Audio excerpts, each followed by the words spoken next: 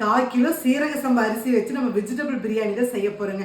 என்னென்ன பொருட்கள் போட்டு அரைச்சிக்கலாங்கிறத பார்க்கலாமா. ஒரு துண்டு இஞ்சி, ஒரு கட்டி பூண்டு, 7 சின்ன வெங்காயம், பிரியாணி இலை 1, 2 ஏலக்காய், ஒரு துண்டு பட்டை, 2 கிராம்பு, ஒரு பச்சை மிளகாய், 2 கொத்து புதினா, சீரகம் 1/4 ஸ்பூன், மிளகு 1/4 ஸ்பூன், சோம்பு 1 ஸ்பூன். லைட்டாக தண்ணி ஊற்றி நைஸாக அரைச்சி எடுத்துக்கோங்க. 3 ஸ்பூன் ஆயில்,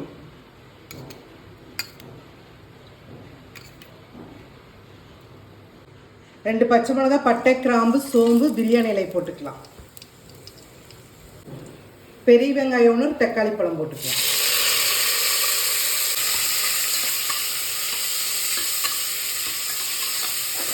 ஒரு cup carrot, 1 cup beans, 1 cup உருளைக்கிழங்கு, பச்சை பட்டாணி,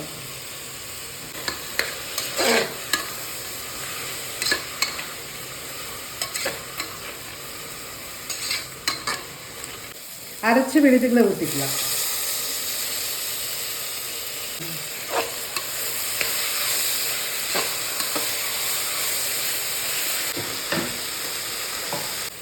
அளவான உப்பு, 1 ஸ்பூன் பிரியாணி தூள், மஞ்சத்தூள், அரை லெமன், தயிர் 1 ஸ்பூன்,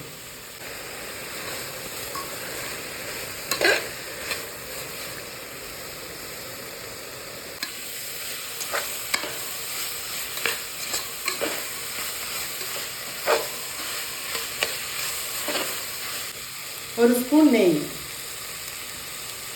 அளவான தேங்காய் பால் 2 டம்ளர்.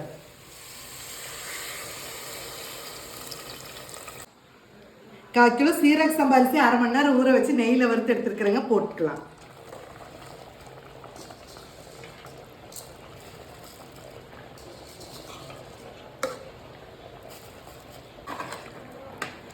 நல்ல ஒரு கலக்கு கலக்கிங்க. குக்கரை மூடி வச்சு ஒரு விசில் கூட்டு 5 நிமிஷம் தம் வச்சு எடுத்துக்கலாங்க.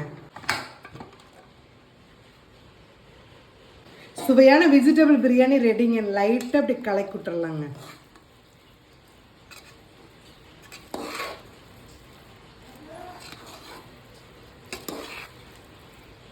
ஒரு ஸ்பூன் நெய், நெய்யில் வறுத்த பிரெட்டை போட்டு ஒரு கலக்கிக்கலாம்.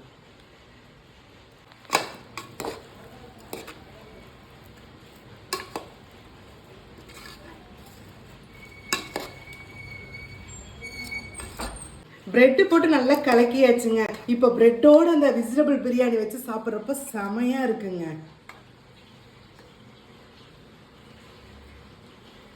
இந்த வெஜிடபிள் பிரியாணிக்குங்க காளான் கிரேவியும் தயிர் பச்சடி வச்சு சாப்பிட்டா செம்ம டேஸ்ட்டாக இருக்குங்க. இந்த பிரெட்டோடு சாப்பிட்றப்ப செமையாக இருக்கும். நீங்கள் ட்ரை பண்ணி பார்த்து எப்படி இருக்குன்னு கமெண்ட்ஸில் சொல்லுங்கள்.